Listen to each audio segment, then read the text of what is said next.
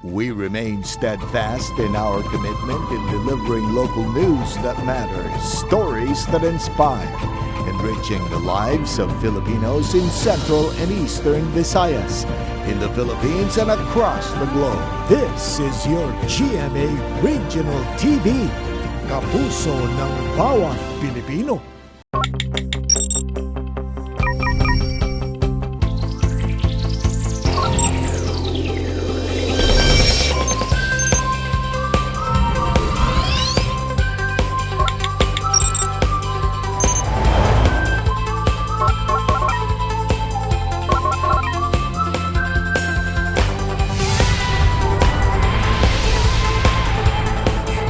Kini ang GMA Regional TV Live.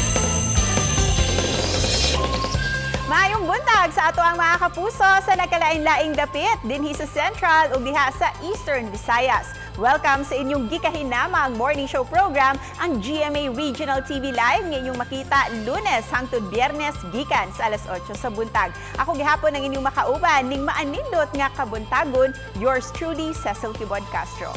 Mga kapuso, gawa sa pag-exercise ug sa pagpamahaw, ayaw kalimot sa pag-ampo, pagpasalamat, paghinulsol ug pagpamalandong sa mga pulong sa Ginoo atol niining Semana Santa.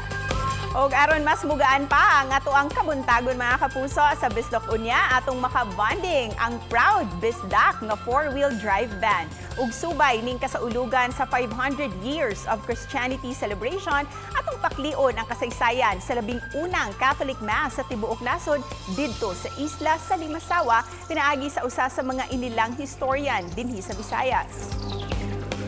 O karong taon atong hinabi ang mayor sa Giwan Eastern Samar o katong sayran kung unsa ka mahinungdanon ang paghinumdum sa first navigation of the world sa kasaysayan sa Pilipinas. Ug ning panahon sa Semana Santa atong hatagan og panahon ang ato ang kaugalingon sa pag-reflect sa mga pulong sa Ginoo pinaagi sa reflection ni Father Rick Reyes ang tigpamaba sa Basilica Minore del Santo Niño de Cebu.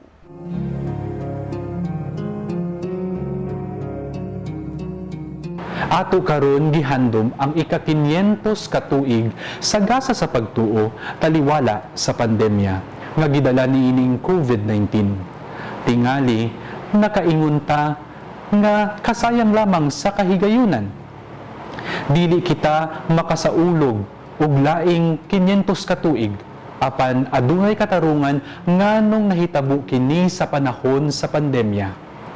Sa atong pagbalik tan-aw sa kasakit ni Kristo, wala baya na sayang ang iyang pag-antos nga mauhinuon agyanan sa iyang pagkabanhaw o mauusab ang mag-umol sa paglaom nga kita mabanhaw man sama niya. Karon ang ato dalan hanap og mangitgit. Sa ingon aning kasinatian himua nga ang kasaulugan sa kinsentenaryo sa pagtuo sa Pilipinas usa ka kahigayunan nga maglakaw karon kita dinasig niining gasa sa pagtuo. Usa ka banwag sa panahon nga dili kasaligan ang tawhanong pagpaningkamot. Mga igsuon, hinaot nga kining mahal nga mga adlaw sa labing halangdon semana mamahimong gikanan sa kadasig sa matag Kristohanong maglalakbay ug usab mamahimo kini nga pagtukmod sa atong espirituhanong kinabuhi nga magmalipayon ug maglig-ong disipulo ni Kristo Jesus. Amen. Mga kapuso, nang hinaot kami nga ang maong reflection nakatabang sa inyong pagpamalandong ning Semana Santa.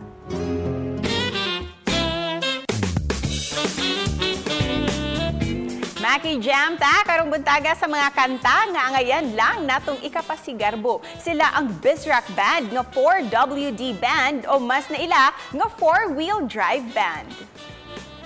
Mayong buntag 4-wheel band, kumusta na mo? Hello, may muntag na natong tanan, may muntag Ma'am Giselle. Kumusta po, ma'am? Kumusta mo diya? Ay, maayo lang. But before ta magsugod sa ato ang kabuntagon, gusto sana mo maila-ila. Can you tell us your name and inyong position sa banda?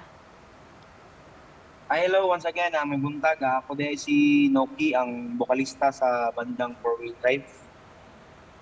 Ako si Mike. Mas nailhan kong Buloy, ma'am. So, Mike Buloy. Ako ang bahista sa banda nga 4-wheel drive. Wow, thank you so much for agreeing to do this interview, Noki and Mike. First of all, gusto na mo may bawaan, kinsa o kanusa nagsugod kining pagpundok sa inyuhang grupo? Actually, ma'am, nagkuhan ni siya tong 2017 na tapok-tapok ra gini siya kista to sa sitio sa amuang drummer.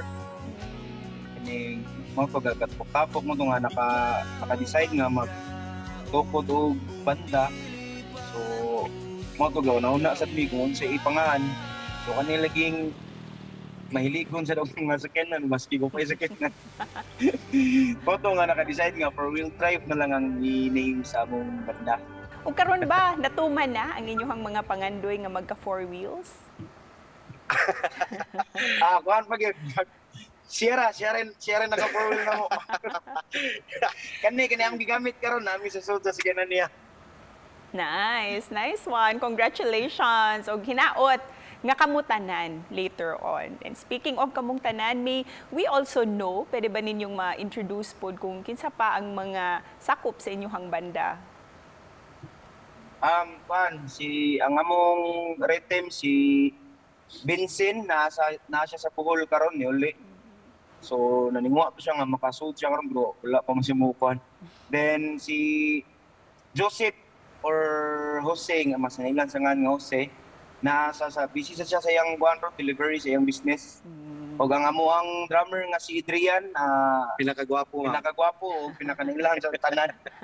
O karon nga hisgutan taning kining mga bag-o na nga henerasyon sa mga listeners nato ha, kay murag daw in a way daw nalimtan sa mga kabatan-unan karon ang biz rock. How will you tell them unsa ni ka anindot kining biz rock kaniadto? Kung maminaw mo ka sa ilang mga music, ma'am, kanang very entertaining bitaw kayo. Like aggressive audio as well. So, kung maminaw ka, entertaining kayo, and basically, gikan yun sa atoa ba? Local bitaw. Kanang masirgap si garbuhon ta, makapaproud bitaw sa ato nga original nga Bisaya gyud ta. Siguro mao say main reason tungod sa gadgets karon ang kids murag dili na kay sila mukuan sa biz rock bitaw, go deeper. So mas more on international sila. Munang angay gayud nato ikapasigarbo ang ato ang kaugalingong biz rock music. Ug naghisgot naman Correct. kita ni Ana, mamahimo bang mangayo mi kaninyo og mubo nga sample? Hinday una katong kita pangduha imo kong gitulata daplin sa karsada hinday una katong kita pangduha imo kong gitulata daplin sa karsada o inday.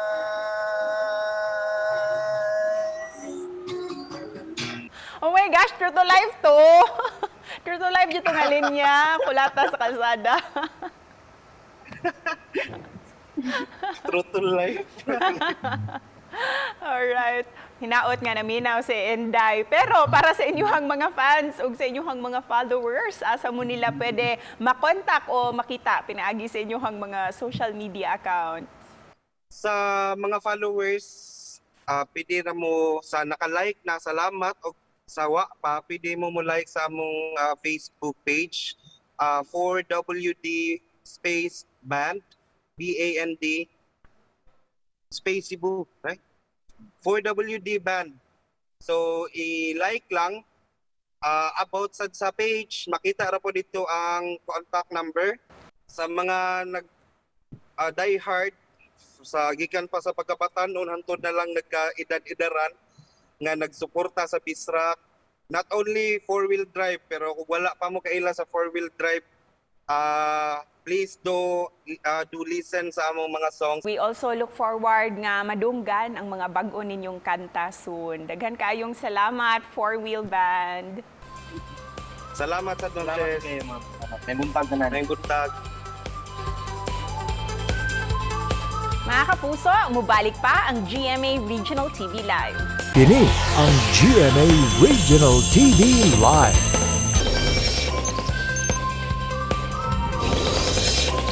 Ning higayon na hisgutan ta ang kamahinungdanon sa labing unang misa nga gipahigayon sa Limasawa Island o karon makauban ta ang historian nga si Dr. Rolando Borinaga. Maayong buntag, Doc. Kumusta ang inyong kabuntagon? Maayong buntag Sab Cecil og kaninya dia sa estasyon og sa atong audience. Doc, first of all, for the information of our viewers, unsa ka espesyal o kaimportante nga panghitabo ang napatik sa kasaysayan karong adlaw March 31 nga adunay dakong impact kanatong mga Pinoy?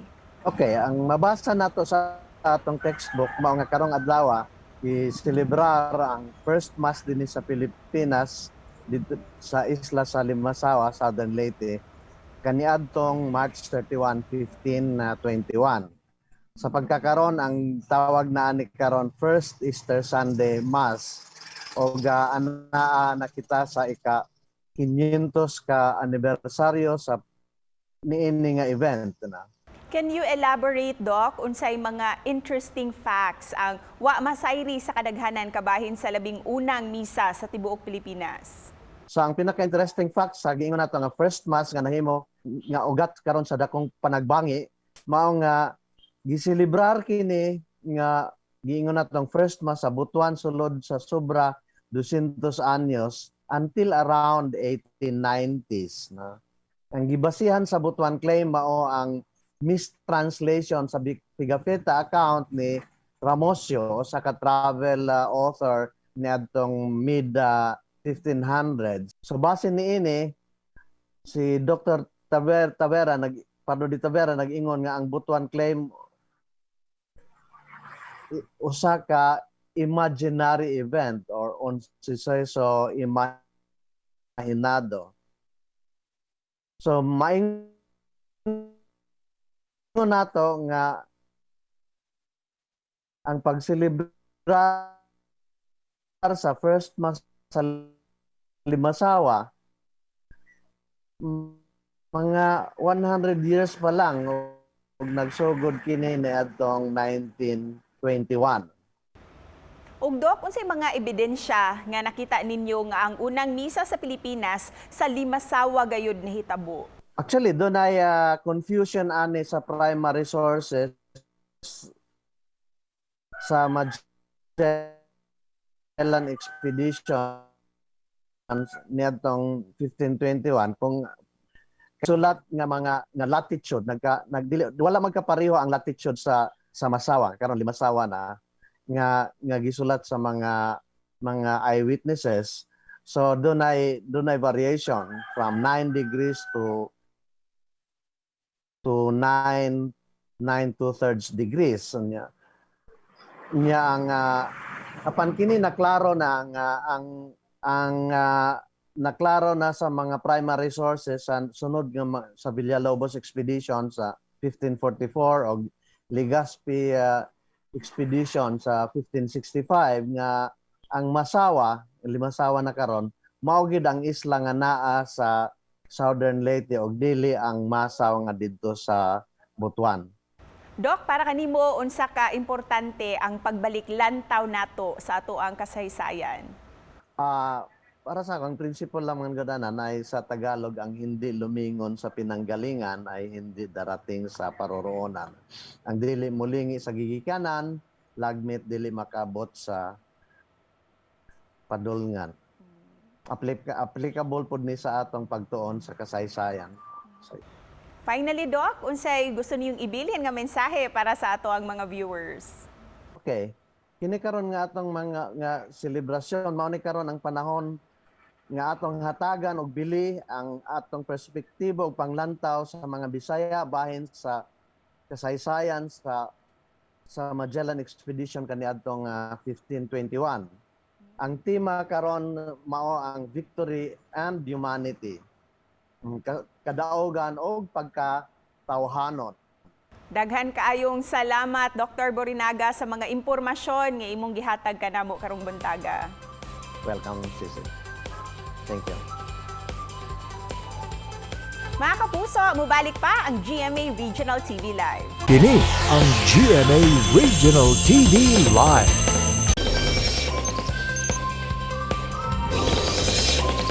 Subay sa quincentennial commemoration sa first circumnavigation sa kalibutan ug pag-abot sa mga Kastila dinhi sa nasod atong hinabion karon ang mayor sa Giwan Eastern Samar, Mayor Analiza Gonzalez Cuan. Mayong buntag, Mayor. Kumusta po kayo? Good morning to you, Cecil, and good morning to all na nanonood sa program mo.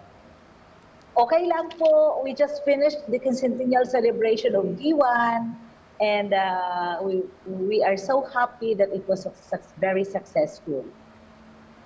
Mayor, first of all, congratulations sa very successful series of events nyo dyan sa Giwan Eastern Samar. How do you feel about this milestone, Mayor? Of course, I'm very happy and I'm very proud, and I thank those who helped para maging successful ito. Salamat din sa inyo. Nagpadala kayo ng mga tao para mag-witness sa celebration na ito. March 17, 15, 21, 500 years ago.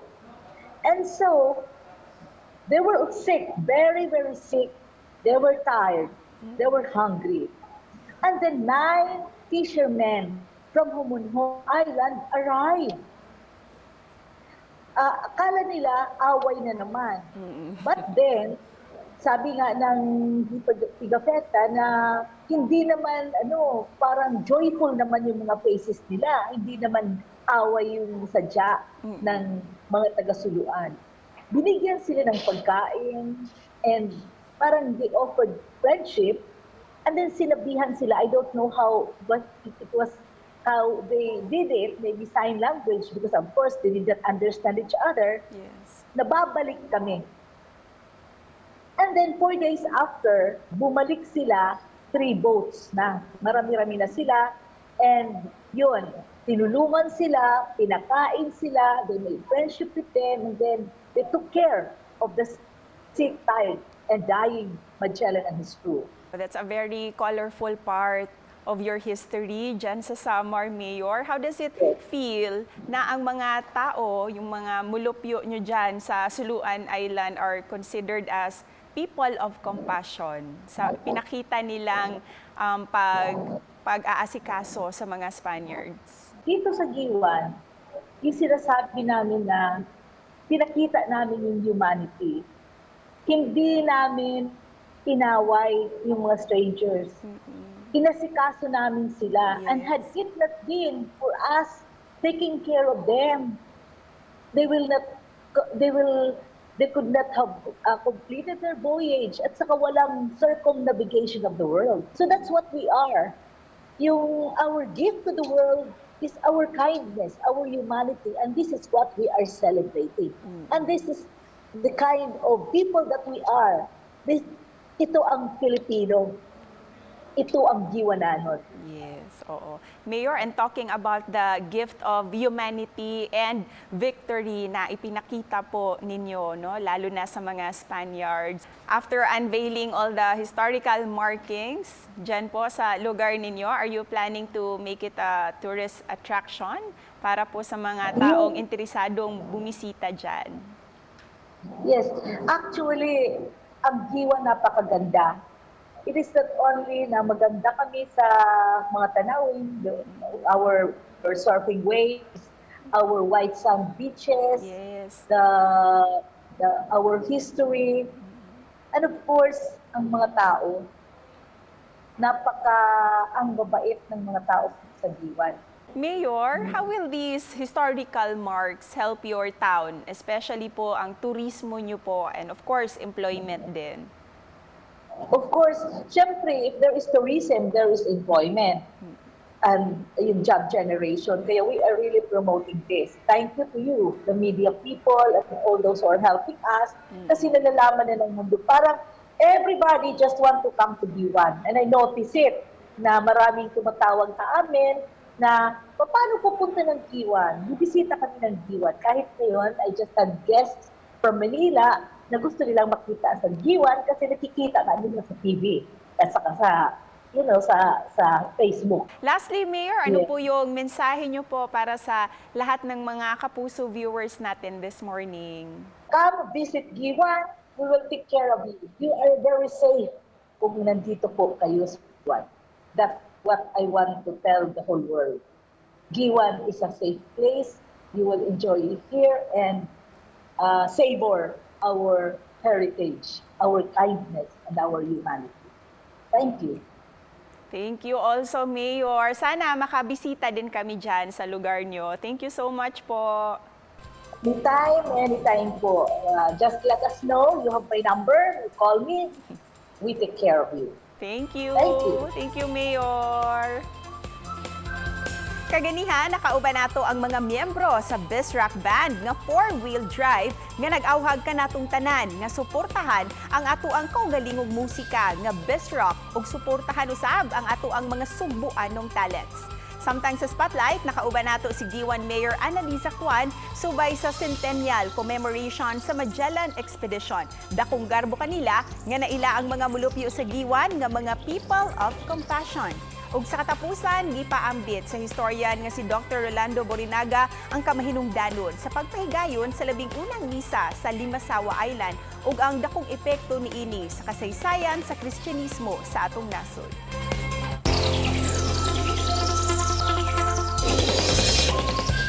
Mga Kapuso, subay sa pagsaulog nato sa Quincentennial Celebration sa labing unang misa sa Limasawa Island o sa Semana Santa usab, atong hinumduman ang presensya ni Hesukristo sa ato ang mga kinabuhi ug ang iyahang mga sakripisyo alang sa atong kaluwasan.